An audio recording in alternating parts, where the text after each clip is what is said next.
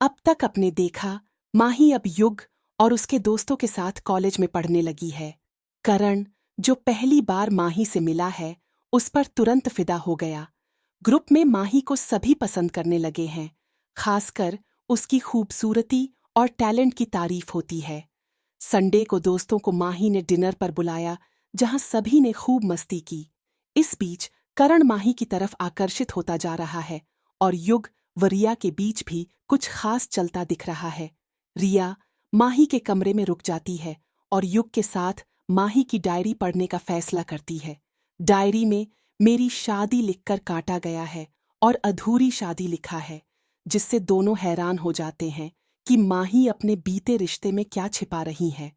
अब आगे, next page. आज मेरे हाथों में मेहंदी लगी है। सब कहते हैं बहुत गहरा रंग चढ़ा है हमारी मेहंदी का।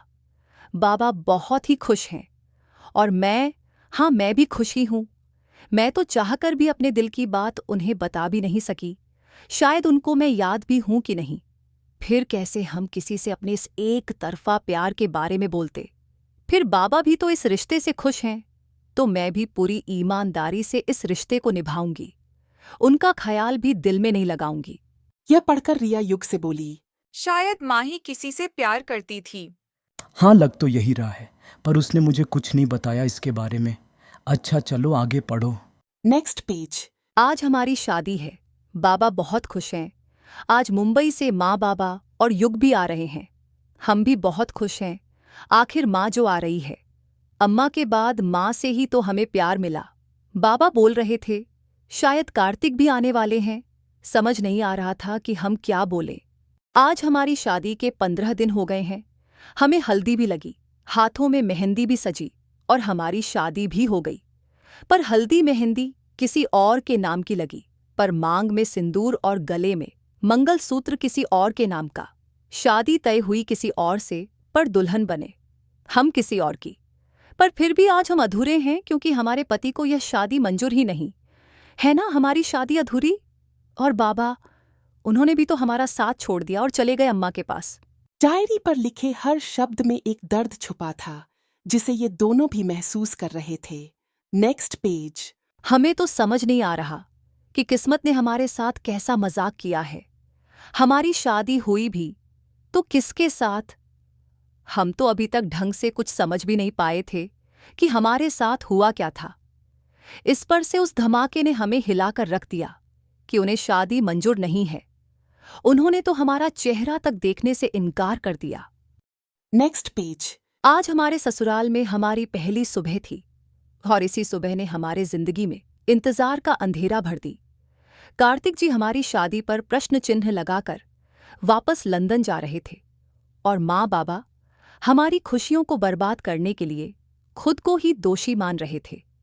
हमें तो कुछ समझ नहीं आ रहा था कि हम क्या करें। जिन लोगों ने हमारे जिंदगी में खुशियां भरनी चाहिए, हम उन्हीं के दुख का कारण बन गए। हम इस गिल्ट के साथ नहीं रह सकते। नहीं, हम इन लोगों को इस तरह दुखी होते नहीं देख सकते हैं। इसलिए हमने ये फैसला लिया कि हम इनके सामने कभी अपनी तकलीफों को जाहिर नहीं होने देंगे। और हमने कार्तिक जी के फैसले को सही ठहराते हुए उन्हें खुद से आज़ाद कर दिया और माँ बाबा को भी मना लिया कि हमें उनसे कोई शिकायत नहीं है। जब उन्हें ये शादी मंजूर ही नहीं, तो फिर जबरदस्ती उन्हें इस रिश्ते में बांध कर रखने से क्या फायदा। रिश्ते तो दिल से निभाए जाते हैं। Next page. घर वालों को तो समझा लिया, पर खुद को कैसे समझाऊं। आप तो चले गए, हमारे लिए एक अधूरापन हमारे लिए छोड़कर। आखिर हमारी गलती क्या थी। हमने तो हमेशा अपने जीवन साथी के रूप में आपकी ही कल्पना की, पर आपसे दोबारा कभी मिल ही नहीं पाए जो आपको कुछ बता पाते। फिर हमारे लिए एक रिश्ता आया जिससे बाबा बहुत खुश थे। उनकी खुशी को देखकर हम कुछ बोल ना पाए और उनकी खुशी को अपनी खुशी मान लिया। पर हमारी किस्मत ने हमें आपसे जोड़ दिया। हम तो अभी कुछ समझने की ही कोशिश कर रहे थे कि बाबा हमें छोड़कर चले गए। अगर माँ बाबा और युग नंगी होते तो शायद हम अपने आप को संभाल भी नहीं पाते। Next page. अभी अभी तो हमने अपने आप को संभाला था और आपने हमें एक ही झटके में बिखेर कर रख दिया। आपने हमारी शादी को मानने से ही इनकार कर दिया, मेरी गलती भी नहीं बताई और सज़ा सुना दी कि आप हमें अपने आसपास भी देखना बर्दाश्त नहीं कर सकते। आपने हमारे दिल को बहुत गहरी ठेस पहुंचाई है। पर आप परेशान मत होइए, हम रोएंगे नहीं, क्योंकि हमारे रोने से भले ही आपको कोई फर्क नहीं पड़ता हो, पर ये पूरा परिवार हमारे चेहरे पर हंसी देखकर ही खुश होता है। मैं अब खुश रहूंगी क्योंकि इन लोगों को मैं कोई दुख नहीं देना चाहती। Next page. हाँ, हम आपसे प्यार करते हैं, पर उससे भी ज्यादा हमें अपना आत्मसम्मान प्यारा है। हम आपको अपने रिश्ते की दुहाई कभी नहीं देंगे, पर आपका इंतजार जरूर करेंगे। शामिल होने की कोई कोशिश नहीं करेंगे, पर अगर आप हमें पूरे सम्मान के साथ अपनाना चाहेंगे तो हम जरूर आपकी जिंदगी में शामिल हो जाएंगे। हमें आपका प्यार तो चाहिए, पर पूरे सम्मान के साथ। ये सब पढ़ते पढ़ते रिया भी रोने लगी।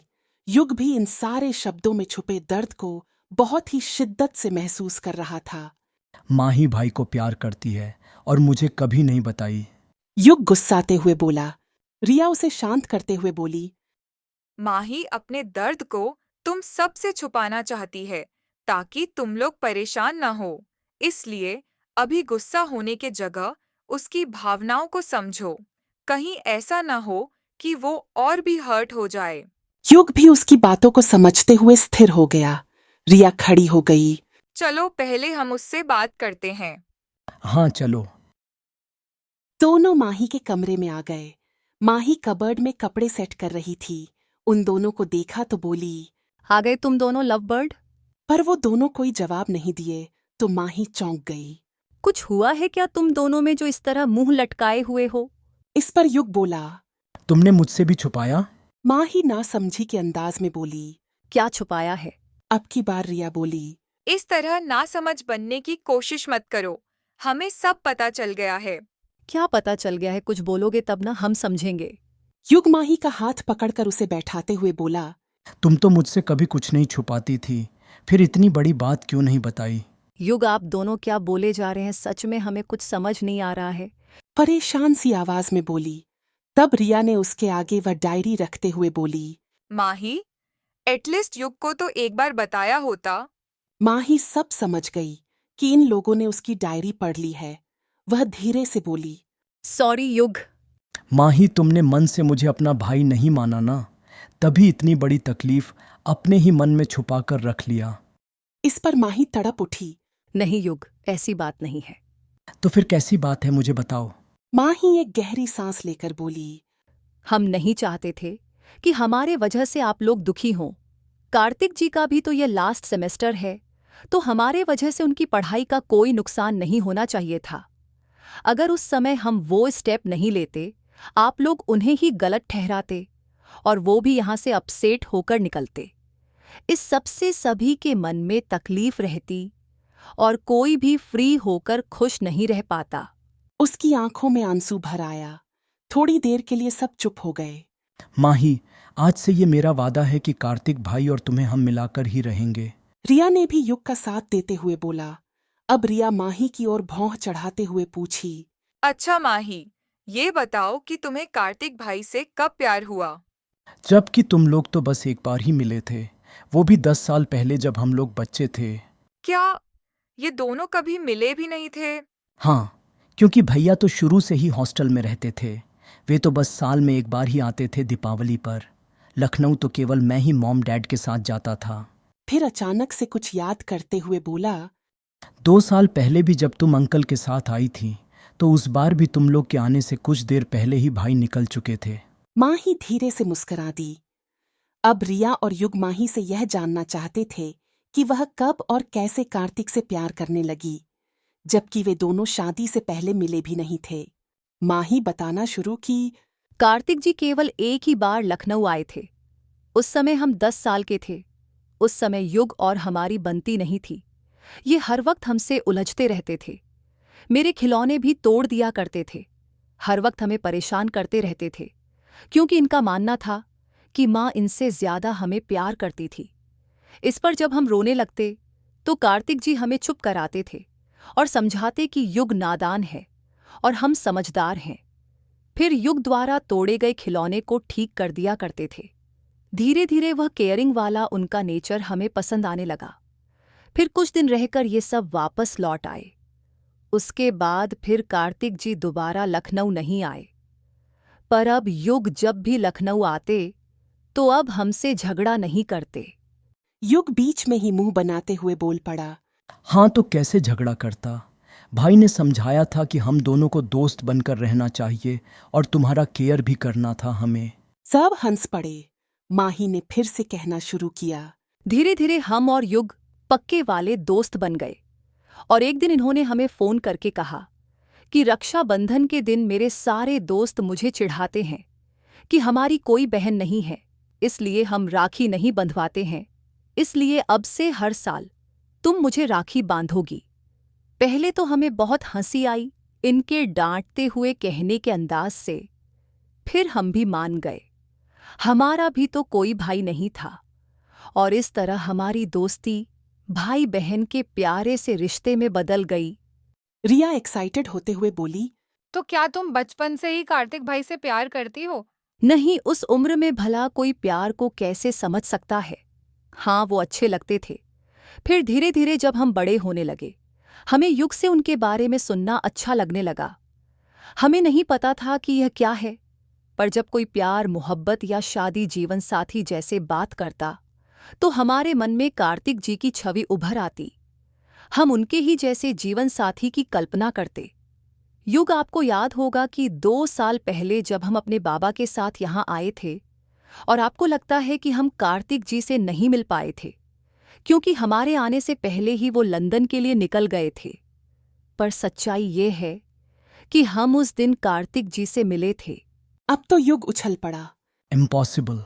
जहाँ तक मुझे याद है तुम्हारे आने से पहले ही भाई एयरपोर्ट के लिए निकल चुके थे।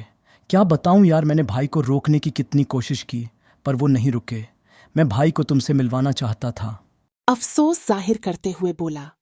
वो लौट कर आए थे, उनका कुछ सामान छूट गया था उसे लेने के लिए और अचानक से हमारा उनका सामना हो गया। पर अफसोस, उन्होंने तो एक बार भी हमारी ओर देखा तक नहीं। ऊपर अपने कमरे से अपना सामान लिया और फिर वापस चले गए। हम तो हमारे लिए तो जैसे वक्त ही ठहर गया। हम बस उसी वक्त में अटक गए जब हम उनसे टकराए थे। धीरे धीरे वो एहसास कब प्यार में बदल गया हम समझ भी नहीं सके। रिया खींचते हुए युग से बोली। अरे यार, कोई प्रॉब्लम है क्या तुम्हारे भाई में, जो इतनी खूबसूरत लड़की से टकराए भी और पलट कर उसे देखा तक नहीं? कोई और होता तो वहीं अपना दिल हार चुका होता। युग रिया की ओर गुस्सा से देखा और फिर माही से बोला। तुमने मुझे ये सब बताया क्यों नहीं? माही सिर झुकाए हुए बोली।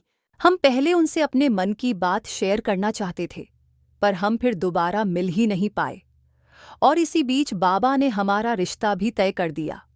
हम बाबा को देखकर इस रिश्ते से मना भी नहीं कर पाए, बस चुप होकर रह गए। पर हमारी किस्मत ने हमें फिर से कार्तिक जी के साथ जोड़ दिया। पहले तो हम कुछ समझ नहीं पाते और जब तक हमें होश आया कार्तिक जी इस शादी को मानने से इनकार कर चुके थे। इतना कहकर माही चुप हो गई। उसकी आंखें आंसुओं से भर गईं। युग ने उसके आंसुओं को पोंछते हुए उसे अपने गले से लगा लिया। रिया भी अपनी भीगी पलकों से बस उसे ही देखे जा रही थी। कुछ देर बाद माही खुद को नॉर्मल करती हुई युग से अलग हुई और बोली। अच्छा चलो अब सब सो जाओ, सुबह कॉलेज भी जाना है। फिर सब सोने चले गए। युग और रिया ने तय कर लिया कि वह माही और कार्तिक को एक करने की पूरी कोशिश करेंगे। इसी तरह दिन बीतने लगे। इस बीच करण भी माही की ओर अट्रैक्ट होने लगा। वो माही के करीब रहने की कोशिश में लगा रहता था। रिया और युग भी माही को खुश रखने की हर संभव कोशिश करते रहते थे। 6 महीने बाद आखिरकार वह दिन भी नजदीक आ गया जब कार्तिक अपनी पढ़ाई समाप्त कर इंडिया वापस आने वाला था। इस बात से जहां एक ओर सबके मन में खुशी थी, वहीं सब आने वाले कल को लेकर भी चिंतित थे। माही की बेचैनी बढ़ती जा रही थी। इतने दिनों तक तो उसने अपने आप को संभाल लिया था, पर अब जब वह उसके सामने होगा तो वह खुद को कैसे संभालेगी। जहां एक ओर कार्तिक इस रिश्ते से दूर भाग रहा था, वहीं माही ने इस रिश्ते को अपनी जिंदगी बना ली थी। अभी माही के कॉलेज खत्म होने में भी 6 महीने बचे हुए थे। उसने ये 6 महीने हॉस्टल में बिताने का फैसला कर लिया, पर वह ये भी जानती थी कि उसे कोई हॉस्टल में जाने देने के लिए जल्दी तैयार नहीं होगा। इसलिए उसने बाबा से बात करने का फैसला किया। रात में खाने की टेबल पर बाबा, हमें आपसे कुछ कहना है। हाँ बेटा, बोलो। बाबा, अब हमारे कॉलेज खत्म होने में 6 महीने ही बचे हैं। हम तब तक के लिए रिया के साथ हॉस्टल शिफ्ट होना चाहते हैं, क्योंकि फिर तो रिया भी अपने शहर वापस चली जाएगी। सब समझ रहे थे कि रिया के साथ रहने के बहाना के पीछे कार्तिक का घर लौटने वाली बात है। वंदना जी जैसे ही कुछ बोलने को हुई, युग ने इशारा से उन्हें चुप रहने के लिए कहा। युग पहले से ही घर में सबको समझा दिया था कि कार्तिक भाई और माही के रिश्ते को हमें थोड़ा समय देना चाहिए, ताकि भाई खुद इस रिश्ते को समझ सके। फिर उन सब ने भी ज्यादा सवाल जवाब करना ठीक नहीं समझा और उसे हॉस्टल में रहने की परमिशन दे दी। वंदना जी ने माही से वादा ले लिया कि वह हर संडे यहाँ घर पर स्पेंड करेगी। माही भी इसके लिए तैयार हो गई। आज माही रिया के साथ हॉस्टल शिफ्ट हो गई, क्योंकि कल सुबह कार्तिक घर वापस आने वाला था। रिया इस बात पर माही से नाराज थी।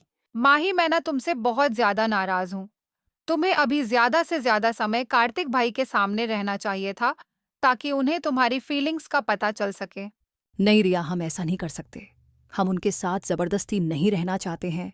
मुझे समझ में नहीं आता कि इसमें जबरदस्ती कैसे हुई। आखिर तुम उनकी बीवी हो यार। माही व्यंग करते हुए बोली।